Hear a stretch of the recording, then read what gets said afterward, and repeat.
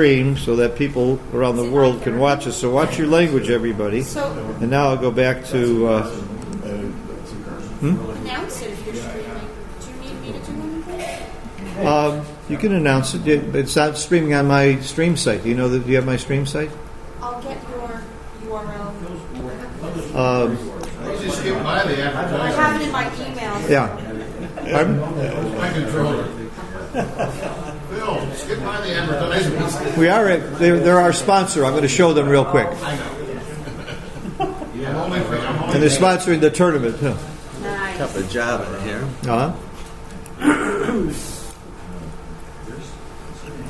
But we're scheduled to start at 9:30. It's 9:25. I will start on time, but we got about another 5 minutes. But I do want to warn everybody we're streaming. But please pull more chairs over. Come on over. There's 2 chairs right here. Yeah, guys, come on over. Can you see okay? You're okay? Yeah.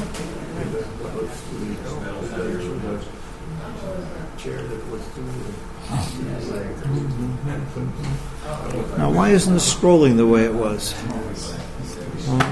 Board builder. What's a fully customized checker? Fully customized checker? Let's say you want to take this board. You want to buy this board, and let's say you want these white checkers. Let's say you want to make those checkers red. So you can make the checker red, and you can have the black rim, or you can go with a silver rim.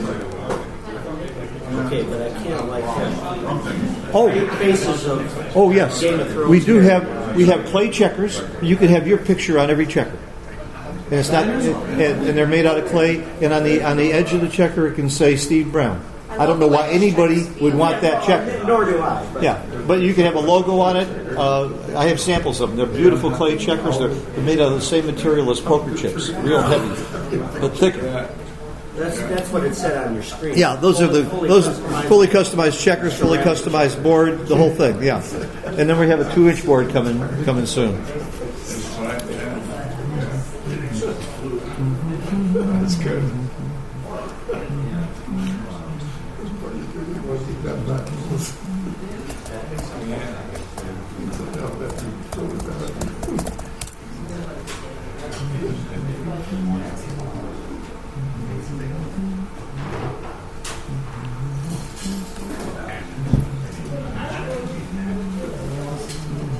No, wrong. I got here really early to sit there.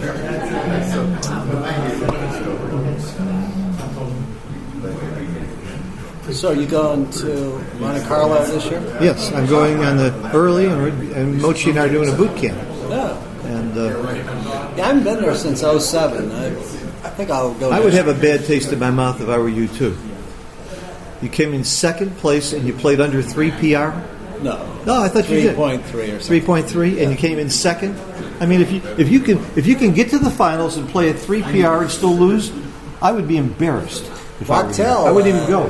Wachtel played under 3. Under 3, and and he lost. lost. And lost. Right. And I played over 14 and lost. So I don't feel so bad. There's no difference. There's no difference in the end. There's no difference. That's right. Yeah.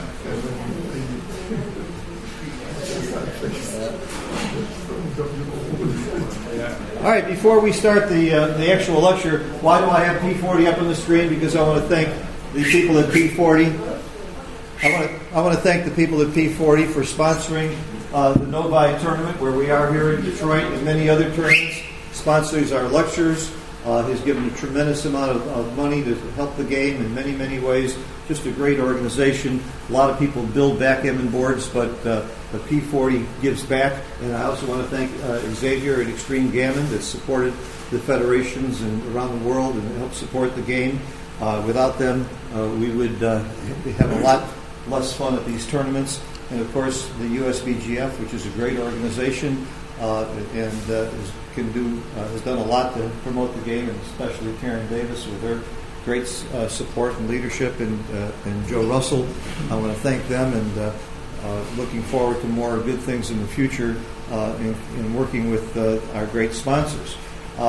Today, for those of you who may or may not know me, I'm Phil Simborg. I am a USBGF Teaching Pro, official teaching pro of the USBGF, and I'm one of the founders, along with Perry Gartner, of the Backgammon Learning Center. We have 20 teachers teaching backgammon in 9 languages, and we also are giving free lessons gratis to children all over the world. We've got quite a few of them signed up, high school and college kids, and we're giving them free lessons just to be nice and because we want to bring more people into the game.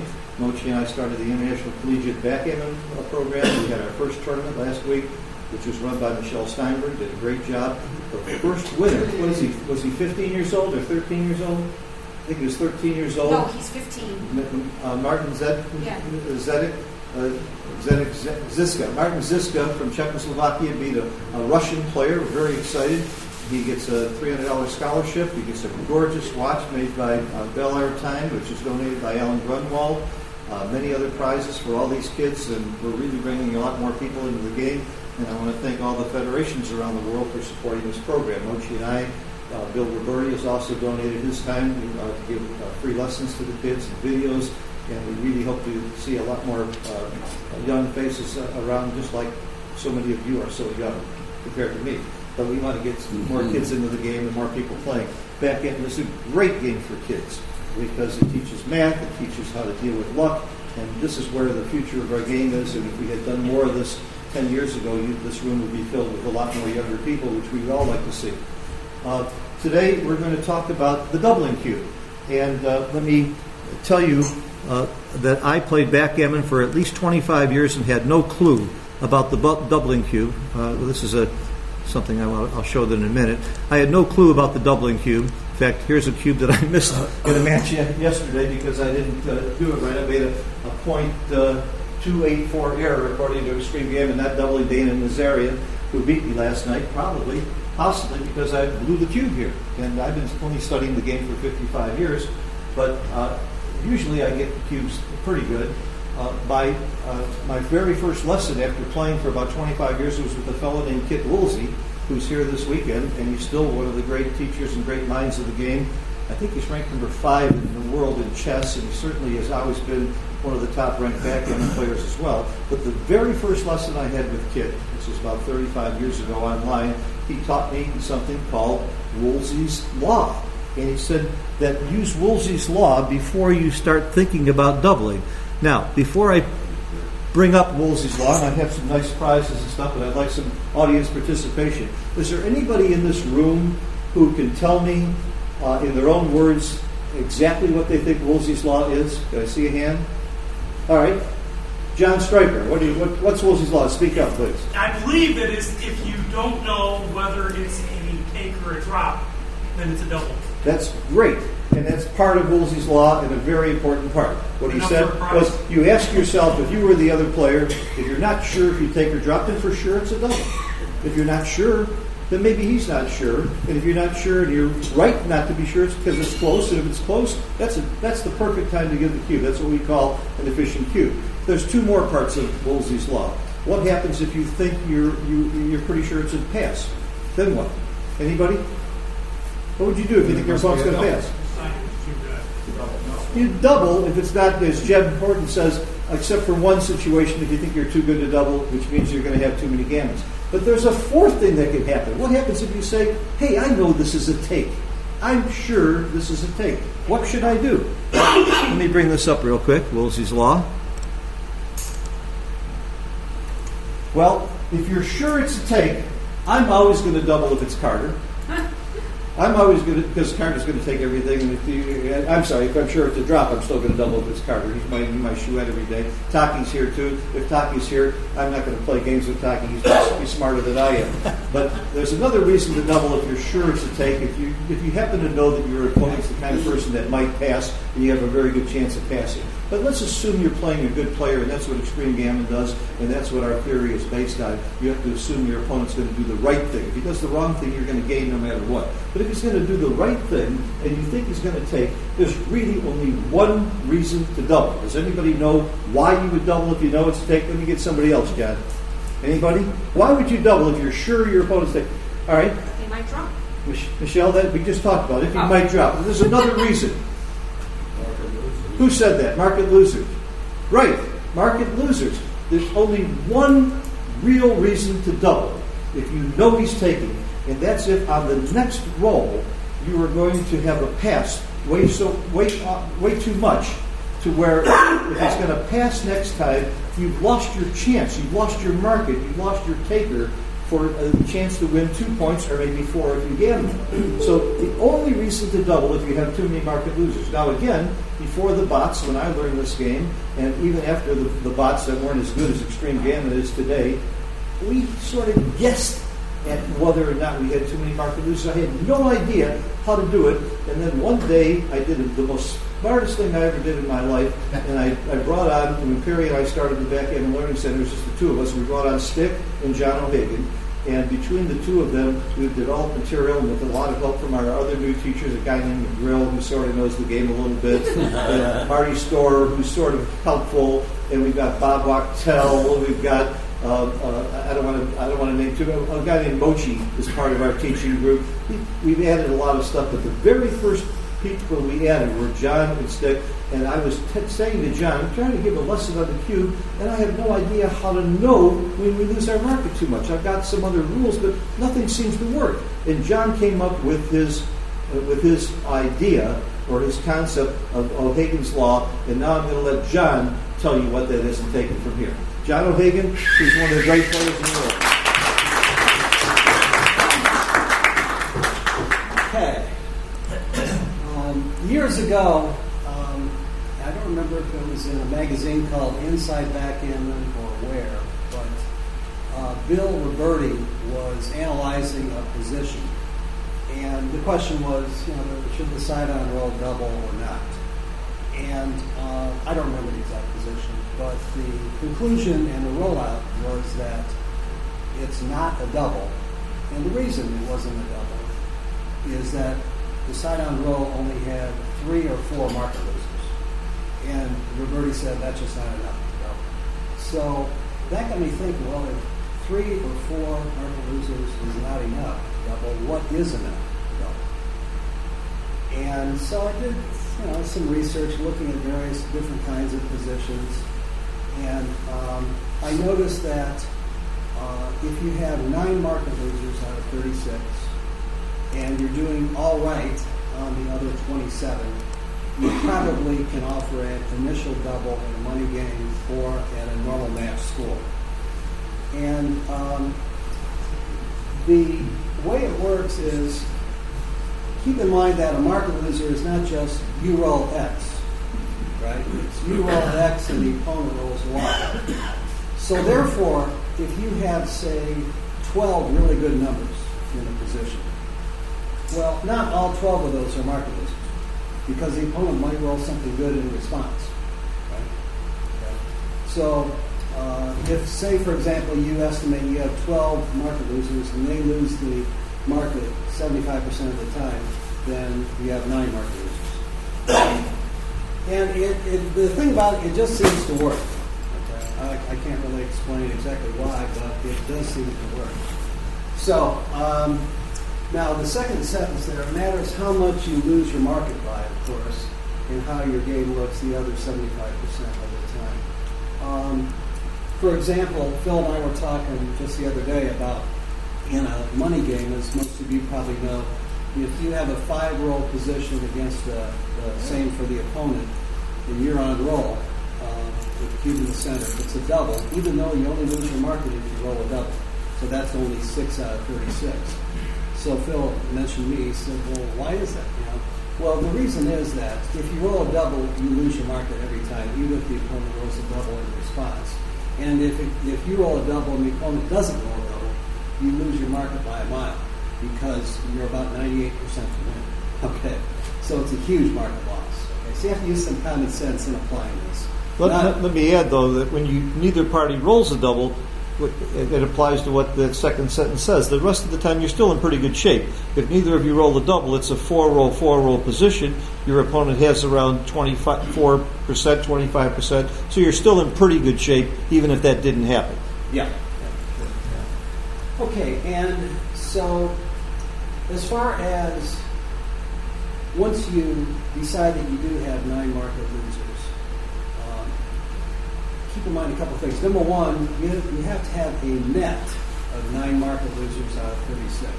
By that I mean, if, say, for example, you have 12 market losers, but you have 4 disastrous rolls, where the opponent suddenly is the big favorite, okay? That means you only have 12 minus 4 or 8 market losers. So it's a net figure that you should be looking at. Okay? And the other thing I would say is ignoring the market losing sequences and the anti-joker sequences. Are you doing all right in the other ones? And I know it's kind of a vague term, are you doing all right? But I think that's good enough. You're some kind of a favorite. You haven't lost your market. The opponent is not thinking about redoubling. So that's sort of how I define it. But as Phil said, the first thing you do when you're thinking about doubling is Woolsey's law. Are you sure the opponent has a take? And if not, double. Okay? If the answer to the Woolsey law question is yes, I'm sure the opponent has a take and will take, then you want to go to O'Hagan's law and see if you can find 9 market losers.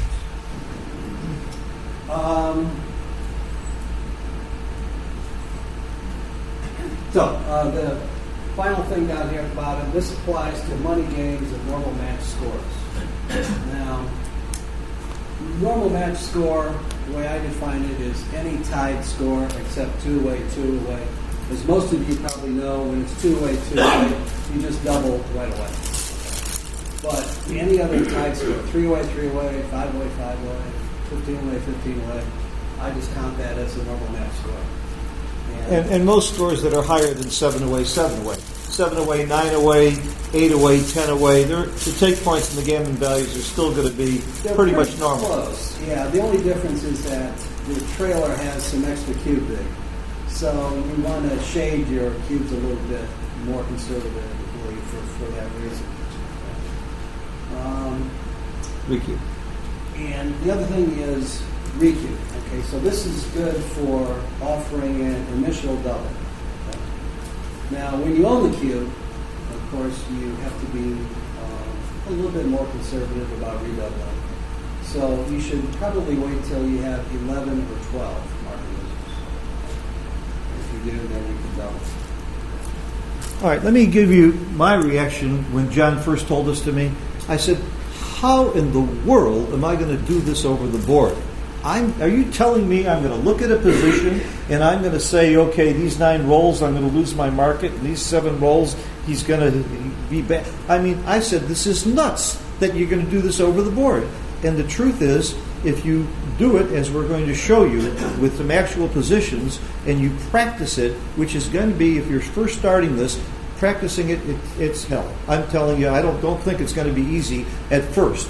But the more you do it, it's like riding a bike or water skiing or anything else. When you start, after you get into the habit of it, you can usually do it pretty quick over the board. And the truth of it is, most of the time you're going to show it's going to be an easy double or an easy pass or an easy no double, one way or the other. It's when it gets close is when it gets really tough. And when it gets close, for most of us, if you're not John O'Hagan or Kit Woolsey or Taki or Michelle or one of their Karen Davis, who played 3.31 against me, which was very nasty yesterday, the day before yesterday.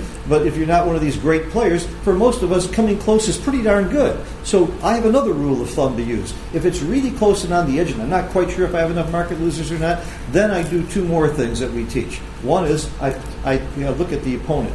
Is he somebody that might drop anyway, or even if it's not quite a double? Is he someone that's not going to play this position very well? Is it a complicated position that he's got something tough to play? Then I'm going to double him. If his name is Mochi or John O'Hagan, and it's a racing position that's going to be easy for me to play, and if it's not quite a double, I'm going to double him because I want to have that cube up there. So I play the person and the position if it's really, really close, because I'm not good enough to know exactly if I have 9 or 9.5 or 8 3/4 market losers, and neither are most of us. So the good news is when it's close, you're not going to make a big mistake anyway. But the big thing we want to avoid is the mistake that I made against Dana yesterday, where I make a big blunder and not count market losers at all and just blow it. We want to avoid those. And I'm telling you that I avoid those all the time, except for yesterday about 7 times when I didn't avoid it. But so now we're going to get practical. Any questions, by the way, first? And we want you to feel free to ask questions. I think we've got about 50 people in the room. I'm not exaggerating. I really appreciate your coming here early in the morning. It's a testimonial to this tournament. And again, Carol Cole is here. I want to thank her for running an incredible tournament, 42 years. I already thanked Karen Davis before she walked in the room for all she's done for the USBGF and for backgammon. So I wanted to make sure and get that in. But thank you again all for coming to this great tournament. It's one of the best in the world and one of the most well won. Okay, so let's get into. Let me sure. add just a couple of other quick comments. One other thing I want to explain in more detail is when I said earlier you want a net of 9 market losers out of 36. And I mentioned how you have to subtract out the anti-joker. Okay? What I mean by an anti-joker is not just a below-average roll by you. That's not what I mean. What I mean is it's a really bad sequence after which you are clearly an underdog in the game, sometimes a big underdog. Okay? So you don't just subtract out, like say you're blitzing the opponent and you hit loose, the opponent hits you back. That's not an anti-joker. Okay. The other thing I wanted to mention is some positions you can take into account that the position is not really going to change from this roll to next roll. Like say, for example, you're bearing in against an 18-point holding game, and you have your midpoint 9 and 8 point, okay? And you're way ahead in the pit count. Okay, well, when you count up your market losers, you have the 4 good doubles, and you have 5-4. Okay, so that's only a total of 6, less than 9. But nonetheless, the position is going to repeat the next time too. For the most part, you roll some average number, the opponent rolls some average number, and then you roll one of those 6 jokers again. So you can sort of take that into account when you're doubling this time. So anyway, okay, just want to mention that. Good points. Okay, we're going to get practical now, and I have some nice prizes for people who participate, so keep that in mind. And let's start with our first example of O'Hagan's Law. Take a look at this position. We're going to do all money games, and the first thing you should do is, if you're red and you're on roll, is ask yourself if you're taking or passing. Does anybody think this is a take? Who's on roll? Red is on roll. And by the way, Extreme Gammon shows red is on roll because the dice is here, and the next future version that I'm working on with Xavier will have an arrow so that everybody knows who's on roll. This is going to be constantly improved. It's been a while since we've had a new version, but you're looking at a pre-release version right now that I'm beta testing. Mochi and Neil Kazaros and Chris Yep and I are testing it and giving our advice back to Xavier, and hopefully we'll have an improved version so you'll know who's on roll better and some other really nice features. Okay, so red's on roll. This is a clear take? Does everybody agree? Okay. Now, how do you know whether you should double or not? Does anybody want to take a shot at using O'Hagan's Law and explaining it to us? Anybody? All right, we got one. Yes. Speak up, please. Yeah, all your 6s hit, so it's not including the 5-1. It's you got 17 6s. That's the 5-1, so you got 15 there plus all of your 1s. You got another. You've got a whole bunch of market losers. Any hit is a drop. All right, so you're saying any hit is a drop, which is probably right. If you hit with a 4-2 and he rolls a 1-6, it's not going to be a drop, but that's not very much of an occurrence. People should know instantly that there's 24 hits here. This is something you should learn. There are 17 6s, there's 11 1s, but you can't count 5-1 and 6-1 twice. So you should instantly know you're going to lose your market 24 times. Do you have any anti-market losers? Right? You have, yes, John? If you have 24 to hit, that means that there's 24, there's 12 that miss. So what happens on the 12 that you miss? So you subtract the 24 from 12. Why do you subtract all those 12? Because those are, you're not going to get hit. All right, and if you don't hit with those 12 times, does blue win the game? No. I win the game if I'm blue because I double you. Yeah. And you're going to pass because you have no chance in this race. So John got it right. John Manning, you must have had some good teachers, John. And some guy named Phil. All right. So what happens here? Well, John, you explain it. You're up front. Yeah, so 24 numbers hit, and a few of those actually make the bar point. So there's no 1-6 joker to worry about. And so, say of the 24 over the board, I would say, all right, maybe I have 23 market losers. You have 12 anti-jokers, the numbers that don't hit. And so you have a net of 11, so double. And Extreme Gammon does not use O'Hagan's Law. Extreme Gammon doesn't use any of our formulas. We're developing formulas to try and come up with the answer. Extreme Gammon, I just hit a button that played the game out 360 times over 360 times with variance reduction and a whole bunch of things I don't understand. And it comes up with the same conclusion that this is a double and a take. Now, if you're still first learning O'Hagan's Law and you're not sure why this is a double, let's say you didn't count that there were a net of 12 market losers or 11 market losers, there's an incredible tool called dice distribution. And it'll instantly show you something pretty amazing, John. You understand this better than I do. Okay, well, the rolls in green are the really, really good rolls, and if you look at the actual numbers below them, every single number that hits, and if you add these up, you're going to see there's 24 numbers that hit, and there's 12 numbers that miss. And the 24 you hit, you're shot through the moon. You've won the game. It's pretty much over, again, unless he rolls that joker 1-6 after you roll a 4-2 or something like that. And all these numbers that miss, you're going to be doubled up, and you lose. So you can see that this is a real, very clear, positive example of how to learn to use dice distribution to count your market losers. You can see you have, according to this, 12 net market losers. You only need 9 to double, and Extreme Gammon says you'd be making a blunder if you don't double. This is a very simple one. This is one of the easiest ones we're going to show you, but it makes it very, very clear how to do this. And after you do this for only a half hour or an hour, I bet you'll have it in your head to where over the board you'll be surprised when you go back into that room today. You're going to start applying this and using it pretty good, even if you've never used it before. Well, how did you bring that up again? I went to Analyze, Dice Distribution. And by the way, there is more stuff in Extreme Gammon that people don't know about. Xavier refused to do a FAQ and a guide, so to reward me for helping him design and market it, he let me do a video for $25, and I've sold hundreds of them, and I now donate the entire $25 to the International Collegiate Fund. Email me for $25. That's a donation to the fund for kids, and I'll send you a 1-hour video that shows you how to do everything you'd ever want to do with Extreme Gammon. And then, of course, if you have any problems or questions after that, send it to me. I've been doing it for years, and people rave about the video. It'll save you about 3 years of trying to learn how to use this software. Software is $60. You get a big discount if you're a member of the USBGF and several other international federations, and it's incredible. The previous software that we used to use was Snowy for $400. So, again, this is another example of how Xavier has really helped the game. There's a lot of reasons why you should have this software if you want to play good backgammon. There's just no excuse.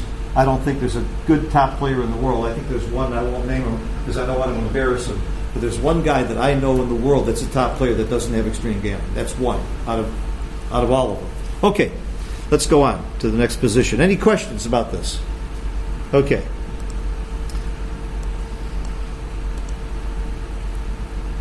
All right, so we have another problem about whether or not to double. Red is on roll, and he's trying to decide what to double. The first question you should ask yourself is, if you're blue, are you taking? And I'm going to make it easy for you. It's a take, because every one of these positions is going to be a take, or we won't have O'Hagan's Law to talk about. So this is a clear take. Now, how do you know whether or not to double this? Does anyone want to take a crack at O'Hagan's Law to see if this should be a double or not? Anybody? It's an easy double. Easy double. Easy. Why is it an easy double? Well, because you've got market losers. He won't take after you hit him. Ah, you're right. You're saying you won't take after you hit him, and there's no question if you roll, how many times will you hit him? 15, isn't it? Is it 14 or 15? 14. 11, here's the hits. 11, 12, 14, 15, 15, 17, 6, 6, 5, 3, 2, 3. Everybody should memorize that list. That's 1 away through 12 away, and then you'll instantly know how many hits You'll there have are. to tell me that a couple more. 11, 12, 14, anyway, these are tools that will help you get there faster. By the way, these tools, it takes work. This is what's called deliberate practice. Once you learn the tools, though, over the board, you're going to get this stuff right and you're going to get it fast. There are 14 hits. That's 14 market losers. Does anything else lose your market besides those hits? I got a hand up right there. Huh? Yeah, big doubles. Big doubles. Yeah, you roll double six, double five, double four. You probably lost your market most of the time because he could also roll double six, double five, double four. So those three numbers are market losers less, what, 2%? How often you take off a couple of percent in case he rolls them too? Yeah. So you've got 14 market losers plus maybe two more, Yeah. 16? Less, one or two. Okay. Do you have any anti-market losers? You roll some average non-double, and he rolls double fives or sixes. It might be an anti-juggle. Okay. So what's your net, John? So it's like 14 or so. So that's well over 9. Double. Don't get a t-shirt. You get a I'll tell you what, you get backgammon for losers.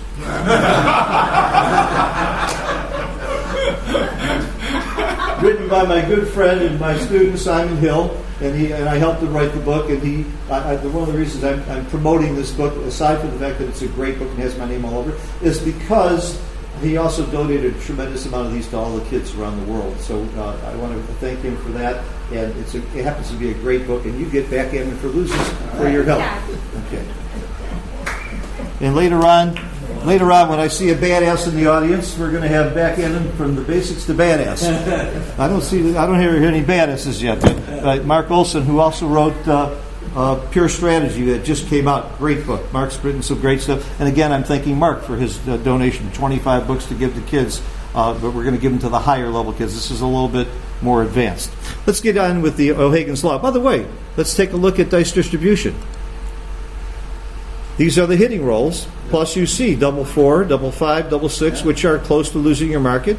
And then John said, what happens if you roll a 4-1? What happens if you roll a 4-2? The low numbers that don't hit are pretty bad, but they don't. You're still a tiny bit favored. You're over. This 0 is the even money line. Yeah.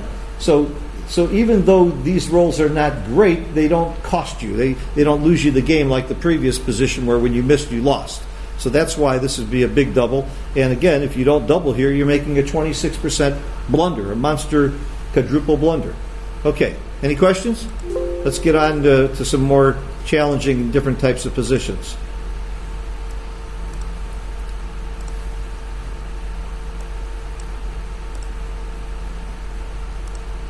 Reds on roll. Again, we all know this is a take, or else we wouldn't be here. Is it a double? Anyone want to take a shot at this? Somebody else. All right, John Stryker. You got 11 market losers, don't you? 11? Right. Right. You got... I only saw one blind. Huh? Correct, 20. Double threes and John Klein points out that double threes ain't so great. So maybe that's not a market loser. It might be. It might be a market loser if you roll double threes and you crack and he dances. But you're right. But you have 20 hits here. Everybody should instantly know that you have 20 hits. By the way, there's a shortcut for this too. Blue has 4 points made. 4 times 4 is 16. There are 16 numbers that dance. Very, very good shortcut for you. There's 20 numbers that hit, you lose your market. What happens when you don't hit?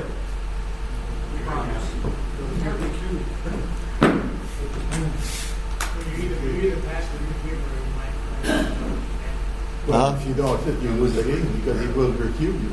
Well, again, if you don't hit, I can't use the term because we're streaming, but you're in bad shape. Not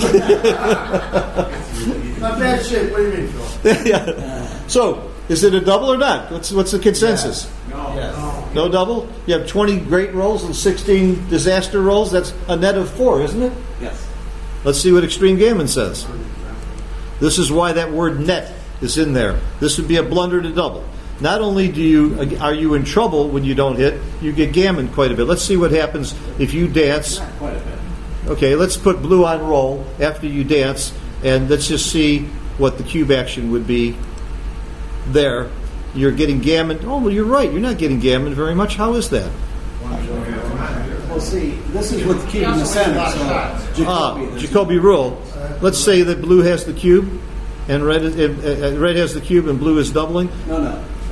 It's still No, you got the cube in the wrong side. Yeah, double. But why aren't gammons higher than 3%? That's Well, you only have one man close down. one man back. So it's not about gammons; it's about losses. And it's, it's still a take, as you can see. Uh-huh. Okay. But does everybody understand why this would not be an initial double? Because you have 20 minus 16. That's 4. You need 9. O'Higgin is a lot smarter than he looks. 9 is a great number. All right. Red's on roll. Red's on roll. Blue has a take. We wouldn't be here. Should red double?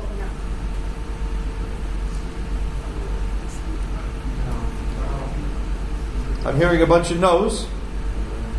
Give it some thought. Double fives would lose your market? I would agree with that if he dances. Oh, that's right. You make the 5 point? Yeah, you make the 5 point? Okay. How many people think it's not a double? Most people. How many people think it is a double? We got Steve Brown, who's beat me the last 5 times I've played him, and every time from now I'm going to find out if you're coming before I come to a tournament. It's unbelievable, but it's not an accident. What did on the Mochi quiz the other day? Weren't you the number 2 on the quiz? You tied for number 2. Yeah, one of the best. And the quizzes don't lie. Steve's a great player, and Steve goes against all of the rest of you and says it's a double. Let's see what Extreme Gammon says. We're going to find out how smart Steve is, or whether he's an idiot. It's a big double. Steve beat the rest. That's why Steve beats me and most of you. Why is this a big double, Steve? Because of all the fans. Because of all the fans. Yeah. How about any time red rolls a 2 or a 5? Any fans? Is he taking after any 2 or 5? That's 20 market losers that are market losers 70% of the time because he fans 70% of the time. So that's 14 market losers. Not to mention, as Jeb pointed out, the double 5. I think you're a badass, Steve. You're going to get this book, and it's a great book. You qualify, in my opinion. You went against the entire room, and you're right by mouth. John, you want to give us some more discussion on this? And remember, the first question is the Woolsey rule question. Ask yourself, are you sure blue has a take? No way. He's down 28 pips in a race. He's going to dance 70% of the time next time. No way. You can be sure that blue has a take. So it's double. But even if you said, yes, I'm sure he does have a take, then you would go through the market losing sequences like Phil and Steve just mentioned. And then you come to the right conclusion. Now, I wasn't sure when I first saw this position that any 2 or 5 plus a dance is a market loser. But again, let's take a look at dice distribution and see what happens when you roll a 2 or a 5. I think I can make this larger. Let me see. Oh, yeah, good. So most of these rolls, I don't know if you could read the little numbers at the bottom, most of these rolls have a 2 and a 5 in them. In fact, all of these ones in green have a 2 or a 5, and they're awfully good rolls. And the reason they're not even higher is because we don't know yet, after you've rolled the 2 or the 5, whether he dances. So these green bars, after he dances, goes up. Now, if you really want to get into dice distribution, the first thing you should do is what Stick taught me, is always hit 4-ply, because this is at 1-ply. And then you can go to the details and really see what's going on after it's expanded by looking at each of your rolls and then all of your opponent's responses. And you can see that, for example, let's just take any roll where you roll a 5 or a 2, which is down here where I'm pointing, and you're going to lose your market every single time unless he rolls a 5, and you're way over that 75% mark where he's passing. And so you can actually get down to the nitty-gritty details. Again, are you going to do this over the board? Absolutely. John O'Higgin does it over the board, and most of the Giants do it over the board. And believe it or not, and I'm nowhere near John's ability, I can do most of this over the board most of the time in these kinds of positions. It's not that hard once you practice it. Paul Barraz is here. He's an expert at karate and martial arts. when you do martial arts, you do it in slow motion, and you learn how to make the move, and then you can do it very, very quickly. Same thing in backgammon. You take your time, you do it slowly while you're learning, and when you get over the board, you can do it that fast. It's really not that hard. Okay, any more questions about this position? So what have we learned? Don't play Steve Brown for money. We learned to ask the questions in sequence. In sequence, right. Because the real key to that thing, as you pointed out, was, is he going to take? John pointed that out. That's right. Is he going to take? And even though it was a big take, you got to have some questions about taking that cube, even though it was a big one. And by the way, for those of you who have taken lessons from me, if I ask you about cube action, I say, is this a take? If you say, is this a double? If you say, yes, it's a double, before you tell me if it's a take or not, you're going to hear that. I slap you on the hand and remind you that you should use Woolsey's law first. I always hit the table, and so it just becomes a habit to always use Woolsey's law first. And by the way, Neil Kazaros taught me that years ago. I call over Neil. Neil and I learned a lot from him living in Chicago. I call him over and say, would you double this? And he said, well, let me see. Would I take it first? He always did it. Even if your name is not Woolsey, all the top players look to see if it's a take first. Okay, let's go on. Next position. Okay, red's on roll. Blue has a take. Should red double?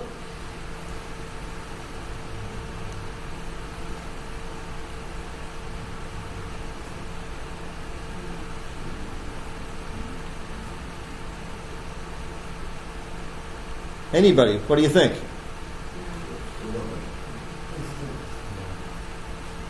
I'm going to put John Klein on the spot because he's my partner in the Calcutta, and he's winning, and I want to win. I want to win some money off of you. What would you do, John? I would double. You would double? Close.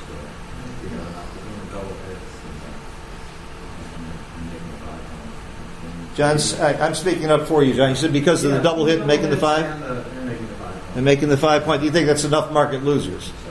Uh-huh. You got 9 making the 5 point on that side. You don't have 9 making the 5 point. There's a trick to that. When you have three places to make a point from, you have a 1, a 3, and a 5. 3 times 3 is 9 if all doubles work. But since your double 5 doesn't work, you have 8. Double fours work. But double 4s work. They give you 9. You're right. I forgot double 4s. You're right. You're right. Where's my book? I never make a mistake on these except when I do. You have a question? Well, I would use like position racing threats here. You have them outboarded, you're ahead in the race, and your threats are obviously there.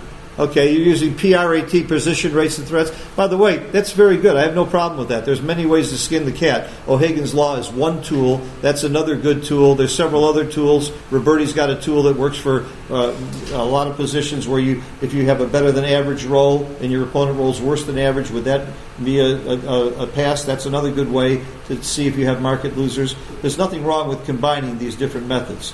So the consensus is this a double or not? If the consensus is it's a double, let's find out.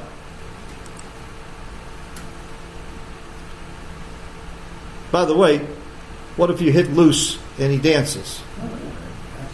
I mean, you got to count those as possible market losers. So that's why it's a big double, not just because you can make the 5 point, or not just because you can hit twice. You have to, if you can hit loose with 27 numbers plus, what am I missing? A 5, what else hits besides those 27 numbers? Yeah, 4-1. Well, 4-1's already counted.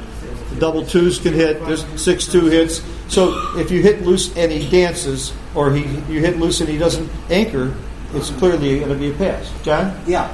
Here's an example where you can't just say, well, if I make my 5 point, I lose my market. Because here, blue has some decent shots from the roof.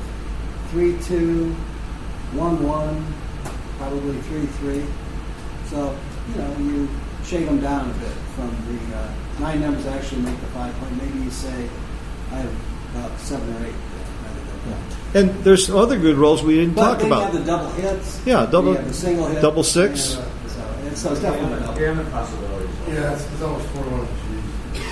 Double 6 is a pretty good roll. Yeah. There's other good rolls besides the ones that just make the point. So you have to look at those. And look at this. Your worst rolls, you're still a pretty big favorite. Yeah. That's a real key to this position. You're not in really bad shape when you don't roll well. So you have to look at that. That's part of O'Hagan's law. It depends on how the rest look. We should point out that the green and the red here is one of the ones above average for you. Right. Not whether you're a favorite or a dog. Right. Zero is at the bottom, so all of these rolls are a favorite. Right. The red was just means it's a below average roll for the year. Yeah. Right. For the sake of those watching on the stream, Jeb Horton pointed out the green rolls mean they're above average, and the red rolls are below average rolls. Doesn't necessarily mean win or lose. All right, let's go to the next position. Question? With this, if you just said, would you not count if your opponent hits you back as a loss? That's not an anti-joker. I mean, the game is still sort of up for grabs, so no. I mean, an anti-joker is a really bad sequence where after you roll something and the opponent rolls something else, he is now a huge favorite. But So it John, has to be a huge favorite, not just if he hits, like, say you rolled a 5-1, and he hits you with, you roll a 5 to hit back. Okay? So now the game's, I would say, pretty close to, All right, so you're saying that red hits loose with some number? Yeah, with a and then, 1. And then blue hits back? And then blue hits back. So you don't count that 5? I don't count it as an anti-joker.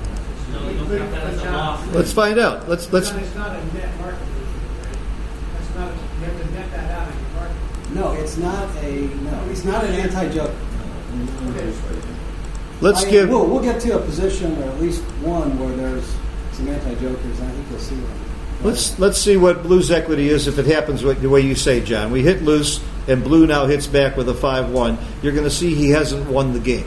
It isn't an anti-market loser. Market loser is where he has to pass. But the cube done. Well, No, you should give him the cube. either way, we can see that the game is pretty close to. In fact, red's still a favorite. Red's still is still about 10% favorite after that hit, before he rolls. So that's why. But if the game were over, if the hit would end the game, if blue, for example, had a 5-point board, that would be different. Then it would be an anti-market loser. No, but my question is, this is not a market losing sequence. No, it's not, and we didn't count it as one. Okay, but when you say loose hits, you have to reduce your loose hits by the number of times you get hit back. Of course. Before you count it as market loser. Exactly. I think that's what the question is. Oh, I'm sorry. Yes. Not that Okay. Yeah. Okay, If so you have yes. 9 numbers that hit loose, if you have 27 numbers that hit loose, and you don't get hit back 70% of the time, then you can take 70% of those 27 numbers as your market loser. Right. That's how you do it. And it's not that hard to figure that over the board. All right, next position. We got some fun ones coming up. Okay, this is a prime versus prime, which is my very favorite place, and this is actually where I first learned O'Hagan's law. I was working with Stick, and Stick came up with what we call Stick's law, that all normal prime versus primes are takes. So I said, that's great. I'm going to give a lesson tomorrow on prime versus prime. How the hell do we know when it's a double? He says, oh, I'm not sure. That's when I called John, and that's when John said, well, it seems like O'Hagan's law is going to work good for this, and it's perfect. This is where O'Hagan's law really, really shines. So again, this is a normal prime versus prime. What's the definition of normal? I won't get into it in great detail, but usually it means the taker has at least 30% chances to win, doesn't get gammoned more than about 16%, and in this, and there's a light at the end of the tunnel. We can see that blue can easily win this game if red doesn't roll a 6 very soon, and red starts crashing. This is going to qualify. This is clearly a take. Is it a double? Give it some thought. I think it's yes. I think it is. Yes. I think even if you net out your double 3, double 4, double 5, which I'm not necessarily, I won't count truly as an average over. Even if you net those out, we got 8, which in market losses are huge. Okay, so Jeb says it's a double because of the 11 times you roll a 6, you lose your market every time. And Jeb pointed out that double 3 and double 4 are terrible rolls, so that takes those 11 down to 9. Double 5 ain't so hot. So you think you're right. You think when you lose your market, you lose it huge. Right. So that's why you think it's a double. Even if you count the 4, 5, and 6 as anti-jokers, which I mean 3, 4, 5 as anti-jokers, which I don't think they really are. I mean, they're still kind of right. Yeah, I agree with you that they're not anti-jokers because they're only really an anti-joker if the opponent then enters Right. and you don't roll a 6. So, Two rolls for all 6. Well, let's find out. So we had 11 market losers when you roll a 6. And like Jeb says, you lose your market by a bunch. And you've got 2 anti-market losers in double 3 and double 4. Double 5 ain't so hot. But you still net 9, but they're really big market losers. But then what happens the rest of the time? Remember that red could also roll a 2-1, a 3-2, some low numbers that don't really hurt him, and he still has a chance to roll another 6. So he's not really crushed when he rolls.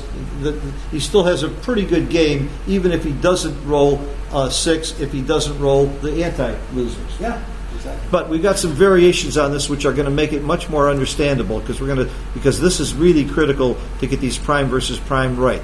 We have pretty much the same position, but we move the checker down to the 2 point where red has less timing. So this is obviously a little bit worse for red. Is it still a double? We hear a no right away. Yes. We hear a yes right away. And one of you is absolutely right.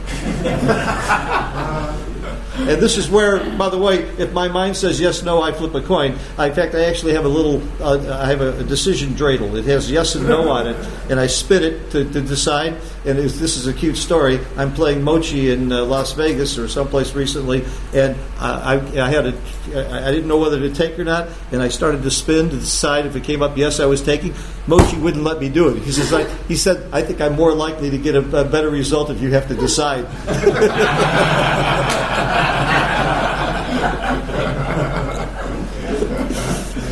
So, what's the consensus? Do we have a cube here or not?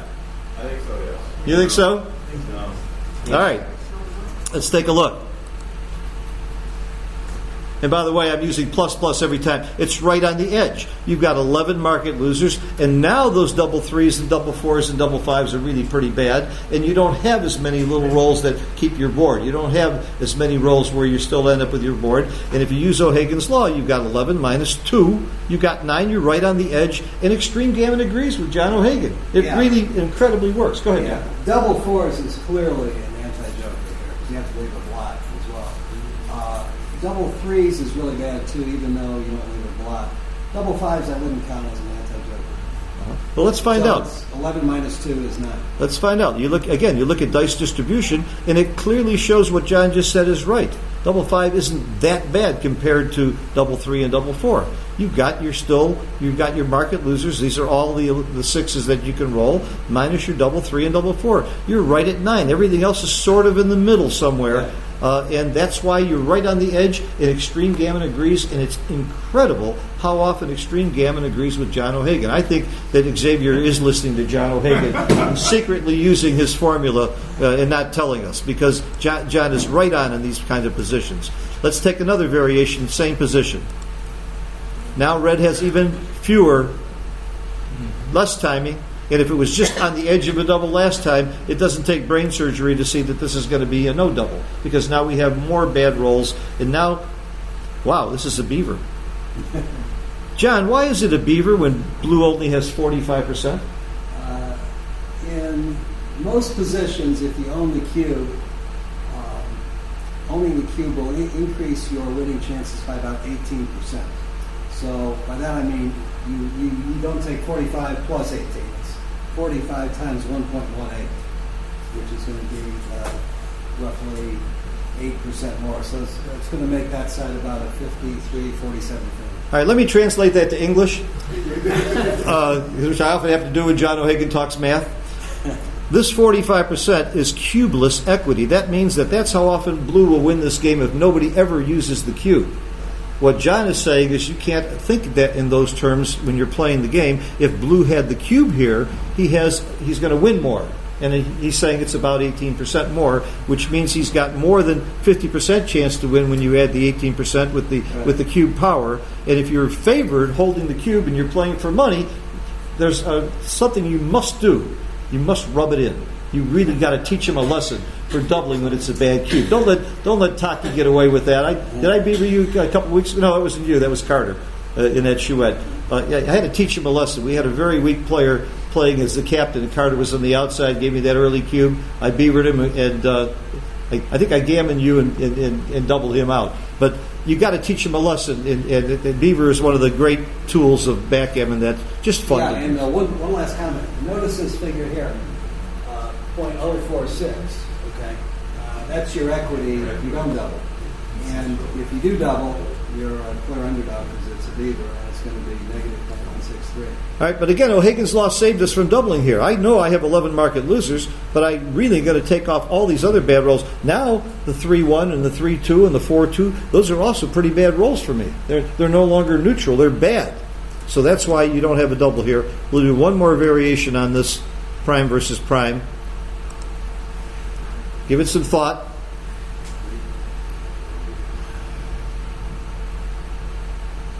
What's the cube action here? Taki, what do you do? As what? As red. Are you doubling? I don't. You don't. I don't. Oh, you do double. Okay. Sure. Double. Sure. Now you have your 11 market losers, and you have a lot more rolls that will keep your prime. And even if you break the prime, if he doesn't roll a 6, he's going to crack his prime a lot. So this is still a huge double. And again, dice distribution is going to tell us that you only have 2 bad rolls, but you have more good rolls. You have your 11 market losers, and you still have these small numbers like 2-1, 1-1, and 3-1, where you're still a very, very big favorite, and the rest you're still okay. O'Higgins' law is just nailing it. Let me make a couple comments Sure. about this here. This is a good example of making sure that you take out the anti-jokers. So here, double 3s and double 4s by red are horrendous rolls, right? Because then blue is an overwhelming favorite after either one of those. So you start with your 11 6s minus those 2 anti-jokers, and you're at 9, right? Another anti-joker is you bring in the 2 guys from the bar point, and the opponent rolls 6-6. Okay, that's another horrendous sequence for you. That is, when you do the math on it, that's about 1/2 of 1 over 36. So far we're at 2.5 anti-jokers. Okay, so we're at 11 minus 2.5 is 8.5. So it's no double. Wrong, because of what Phil said. You can roll 2-1, 3-1, and 1-1 and keep your prime, and then he has to bust a point in his board. And so you're back up over 9 again. So that's sort of how you do it. And by the way, what if he didn't have to bust? Let's give him more builders here, and now it's going to be less of a double. It's going to be better for blue, because now when you crack or when you hold your prime, he isn't cracking very much. Not even a double. No double. Not even a double, because you've lost. You didn't change anything that happened with red. All we've changed is what happens with blue. Right. This is the best illustration I can give you, that you have to look at both players' roles. And that's what so many people forget to do. They think, oh yeah, if I hit him, I win. And they forget about all the rolls that he can roll even after you hit him, or when you don't roll your 6 here. So this is a very, very important lesson. Okay, let's go to another kind of position.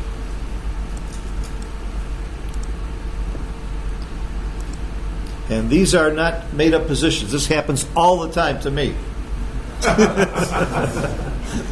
Okay, we know blue has a take. This is a recube situation. Should red redouble or not? Give it some thought.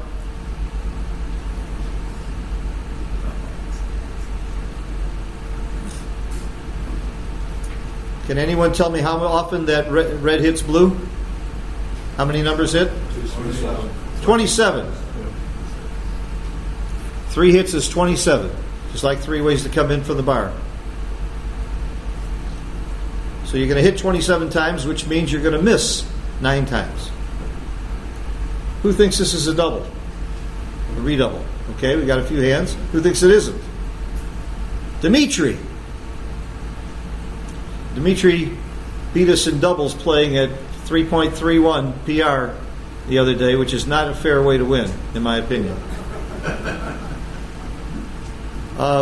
So Dimitri thinks it's a double, and a few others don't. Let's find out. Yeah, he said it's not a double. Oh, you said it's not a double. Oh, I thought you said it was. Oh, you said it's not. I'm sorry, I got you backwards. It is a big redouble. Why is it a big redouble? So you have 27 minus 9, a net of 18 market losers. And In a sense, though, the 9 are really bad because blue will then be too good to redouble. So really, those 9 are enhanced because of the huge gamma spread against you. So still, though, you are well over the required 11 or 12 to redouble. So. And when you do hit, you almost always lose your market. There it is. You just have so many market losers you have to double here. Is the gray bar neutral? The gray bar is the roll that happened to have come up in this particular sequence. So it means nothing. It just was the roll that happened to be there.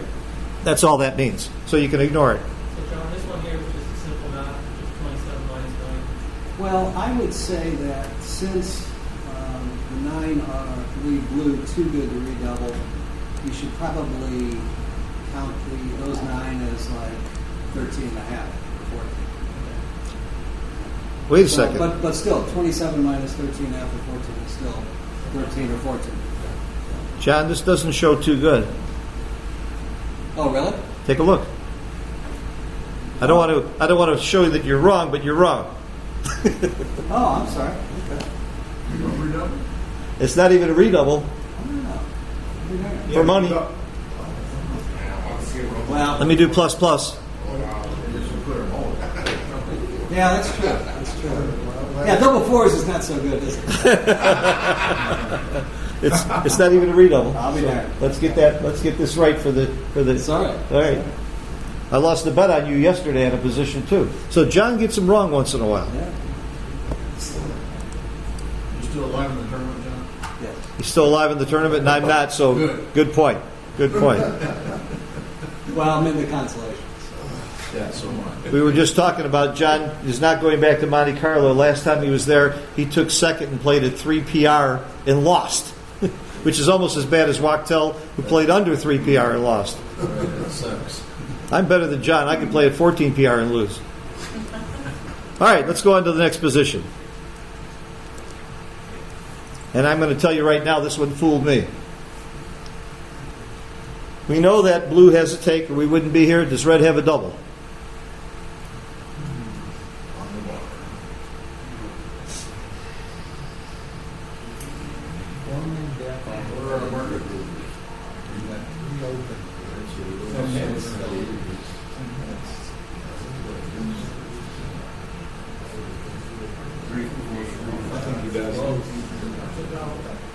We have. I'm hearing several people say it's a double. How many rolls hit? 10. 10. Very good.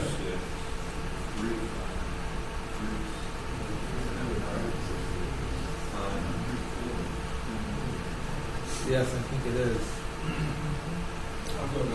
Okay, I hear a no double from Alfred. 3-6 is a nice roll too. Alfred, who had the highest score, didn't you, on the Mochi quiz in Chicago? You were second. Oh, that's right. Jerry Tanzi had the highest score by 1 or 2 points more than you and Steve. We're tied. Nice work, guys. Very good. Very impressive. Huh? Alfred was the only seeded player that survived the 4th round, and then he won the tournament. Congratulations. Very nice win for a guy of your intellect. Okay, so Alfred thinks it's a double. No double. And several others think it's a double. Let's find out.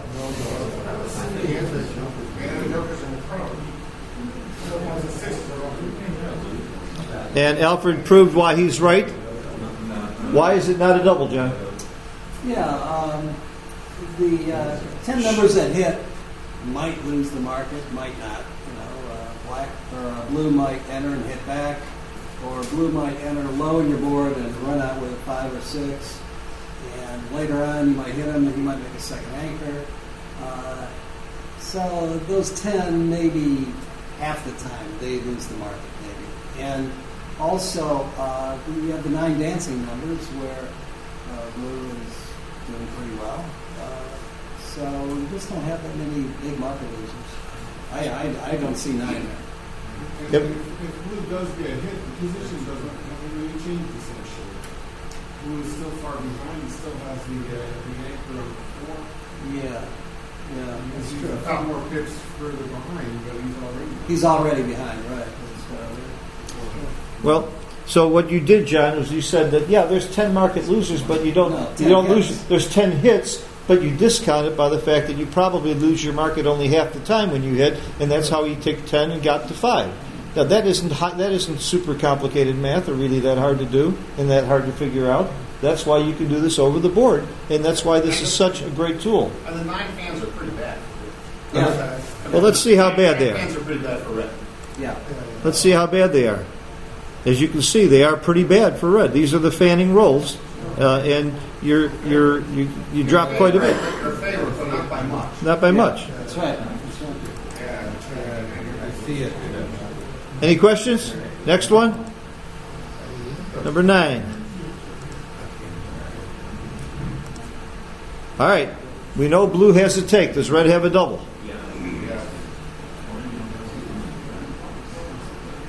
Oh, yes.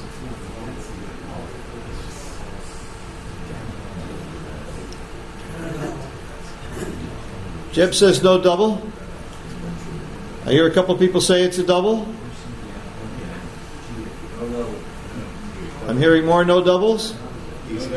No double. Does everybody knows that there's 20 numbers that hit and 16 that dance? So we got that straight. That sounds like 4 net market losers, right? No. No?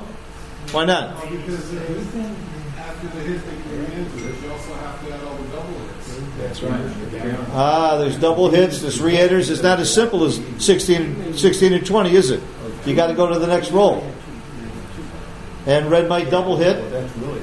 Red might hit, blue dances, and red will pick up more checkers and maybe win some gammons. It's not that simple, is it? No, it isn't. Let's find out. Big double. Why is it a big double when you have 20 minus 16? That sounds like 4. I was trying to mislead you. What's the answer, John? You didn't have The reason is Jacoby. You can't win a gammon if you don't double. You're stinking winning games. Why do you take the Jacoby? We'll take Jacoby off. What about Jacoby? We'll take Jacoby off. You might drop. It's still a double even without Jacoby. Okay, yeah. So, this is not quite a last roll of the game, but it could well be, right? I mean, the volatility is through the roof here. I mean, if you hit and the opponent fans, I mean, it's just an easy gammon for the most part. And also, in a sense, it's sort of a last roll of the game in that if you dance, blue will double you out. So it's almost a last roll of the game kind of position in that sense. Not totally, but close. Can anybody tell me in a money game what your doubling window opens at? Dimitri, I guarantee you know this. When does your doubling window open in a money game? The last roll. Yes. 51%, 50%. Alfred got it. Yep. That means if you are in a one-roll position and the game's going to be over on that one roll and you can win more than 50% of the time, you should be doubling. That's when your window opens. And what John is saying is doesn't look like a one-roll, last roll position, but it really is. This game is going to end after this roll one way or another, by one player or another. So really, you only need 50% if there were no gammons, and here you're also picking up 28% gammons possibility as red. That's what makes this a big double and a blunder not to double. Have a question?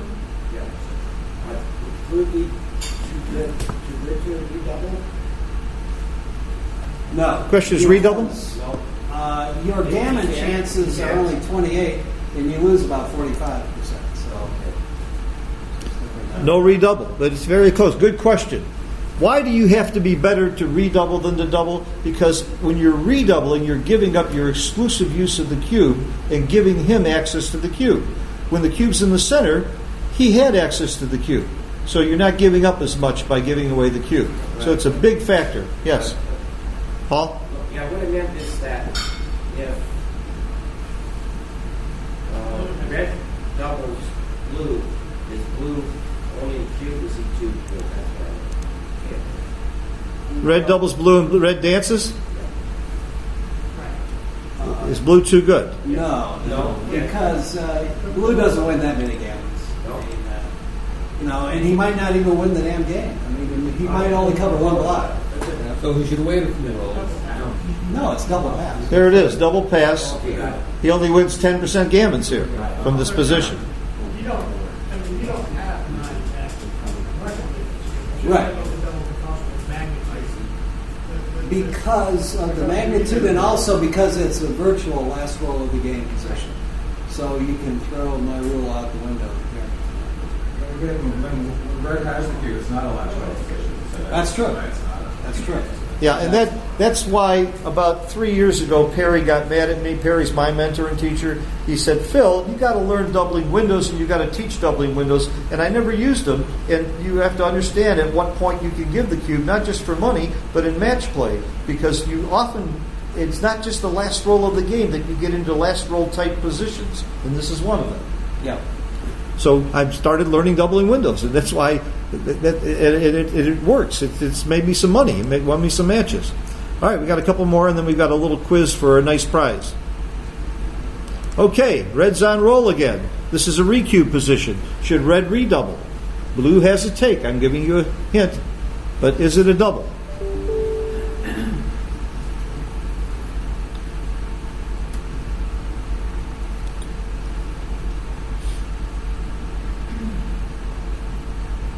Any opinions?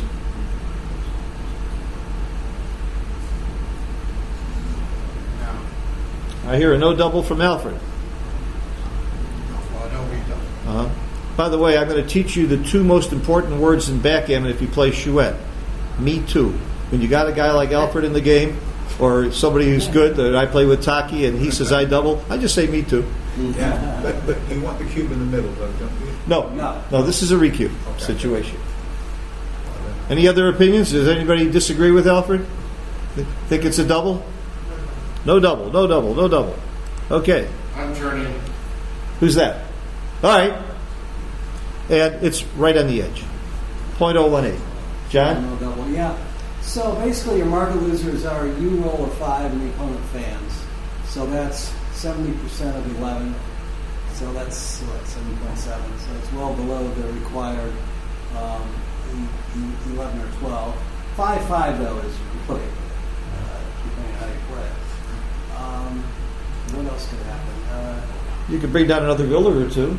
That happens most of the time when you don't roll a 5. Yeah, I don't know if that really loses the market. But it's pretty good for red. Let's say that red rolls a 9, a 6-3. Wouldn't he do this? Okay. And now let's see where you are.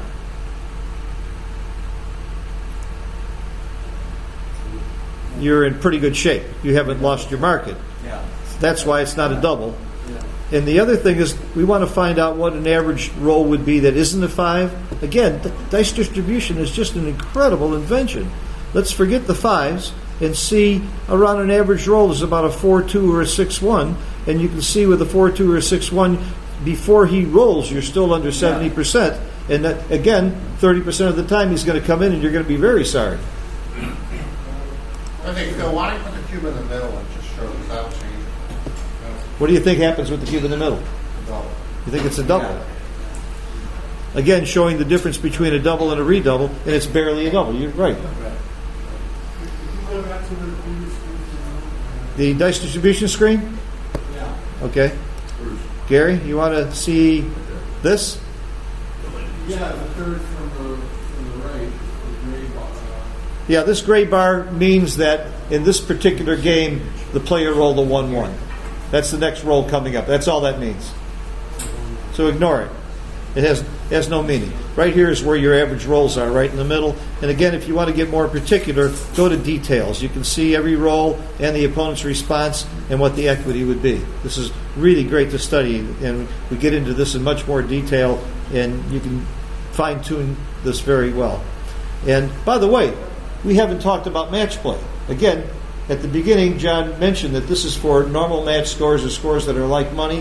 When you have a match and you're at a score where the opponent's gammons count more, you should count your market losers bigger if there's gammons. If his take point is higher, if you're at a score where his take point's, for example, 3 away, his take point is 25%, John says it's like normal match score, but I would double a little bit faster because going to drop a little bit sooner when his take point is higher. So that's how you can adjust this for different match scores. All right, we've got one more, and then I got a little quiz for you. And our timing is perfect, by the way. All right, red's on roll. Blue has a take. Should red double? Anybody but Alfred first. He's getting them right every time and ruining it for us.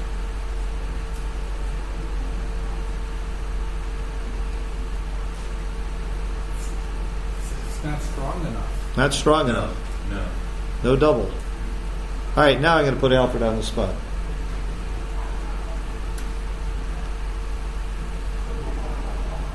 I should have a competition between Alfred and Steve because you guys tied on the quiz.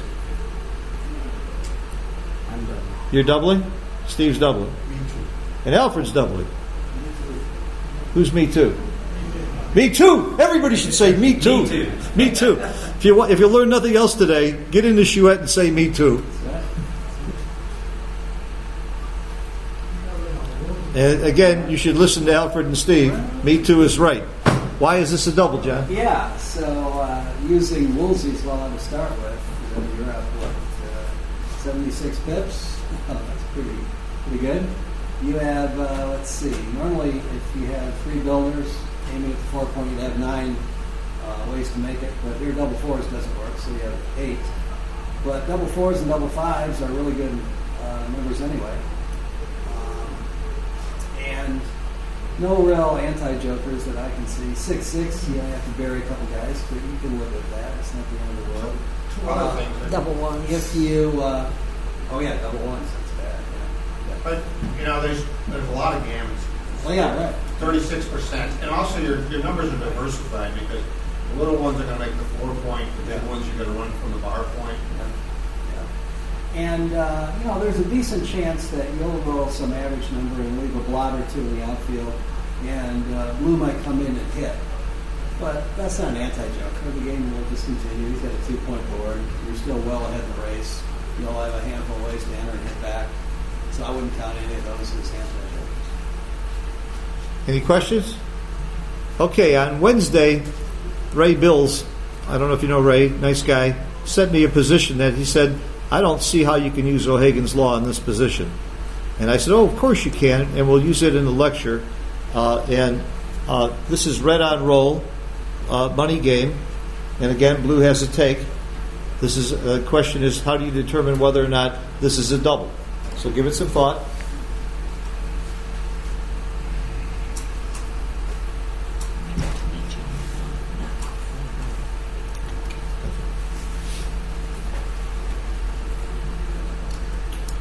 All right. Any takers? Any doublers here? We got a bunch of hands that are doubling. You think it is? Anybody who thinks it isn't? You double? Jeb goes against the field. It says no double. All right. Let's count market losers and let's see what the answer is. I think we're going to call on Jeb to explain this to us because it's a big no double. Jeb, why isn't it a double? Well, you don't always lose your market with hits. I mean, if you hit and blue enters, you lost your market. You've only got one node on your side. You've got 4 seconds back. You can't get all your hits. Market with that. Exactly. And also, you have 4 numbers that dance. They aren't really anti-jokers, but they're bad for it. And also, if you do enter and hit, I count, I think, 17 hitters. He's going to anchor on the 3 point, 23, 2, 1, or 1, 1. And I don't think those are market losers. And depending on some of the other entering numbers, 1, 6 or 2, 6, they'll enter and then jump out, maybe. So Jeb pointed out if you hit, you don't always lose your market. He might roll a 3. By the way, he might not roll a 3. He might roll a 1 or a 2 and then eventually roll a 3 because you don't really have a lot of ammunition to attack him real safely unless you want to break your prime and take some chances there too. So just by counting hits and thinking you have a market loser is not necessarily going to lose your market. And note the race as well. 32 pips. Okay, our bonus question. This, for those of you who don't know, is a P40 dicer. I'm very proud of this product. It's a great dice scrambler. You'll see lots of people using it. It fits well on a P40 board. P40 has donated this to the winner of this next question, and I want you to do it by a show of hands. I've got a question for you, and the first one to raise their hand and come up with the right answer is going to win this P40 dicer. So if you shout it out, you're going to lose for sure. I want a hand raise and the right answer. And the question is, how often will red make the 5 point on his next roll? How many numbers out of 36 will he make the point? I want to see a hand. Oh, make it bigger? So tired of people telling me to do that. Without using the 6 points?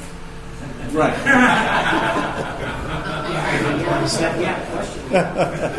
Okay, I saw John Klein's hand first. How many numbers covered? 20. How did you do it so fast? You're right. 7, 7, 7, 7, 8, 7, 6, 8. Congratulations. 4 to 310. I'll buy it back from you for $60. That's what they cost. Phil. Plus shipping. Yes. Phil, did he include the ones to come over from the 6 point? No, we said without breaking the 6 point. Okay, one more quick announcement, and then I'll let you go. I want to thank you all for coming, and especially thank my good friend and mentor and teacher and genius, John O'Hagan, who recently did incredibly well in BMAB. I think he's one of the top-ranked players in the world now in PR, and proving how good he is. Carol asked me to make sure you all know that P40 also has the winner of the tournament is going to get a P40 board, which was generously donated by P40 to help promote the game, which they do so well all over the world. But we also have another beautiful gold board that I'll show you.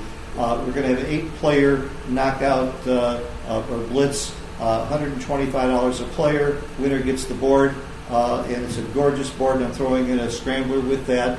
The value is over what you're paying for it, and it's a great board. So if you have spare time and you want one of these nice P40 boards, why should you use a P40 board? Well, ask Akiko and Mochi and Michi and Joe Russell and Victor Ashkenazi and Jim Pasco, and even the lowly Carter uses the P40 board. It's a great board, and again, they give back a tremendous amount to help promote the game, and we appreciate them and thank them for sponsoring this tournament and us. And again, John O'Hagan, thank you for coming up with this brilliant idea.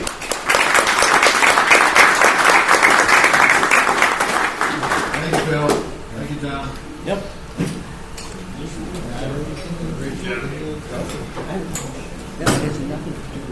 Can I give you 25?